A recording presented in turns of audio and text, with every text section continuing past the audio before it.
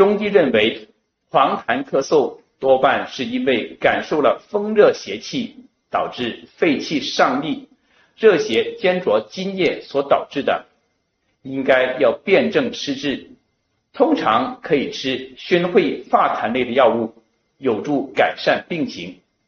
当风热之邪侵袭机体，引发咳嗽咳痰的症状之后，治疗上应该宣泄肺热，以止咳化痰为原则。我们可以选用莲花清咳片，该药方中清半夏可以燥湿化痰，而桑白皮有止咳平喘的作用，苦杏仁可以镇咳平喘，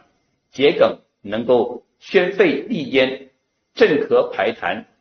前胡可以降气化痰，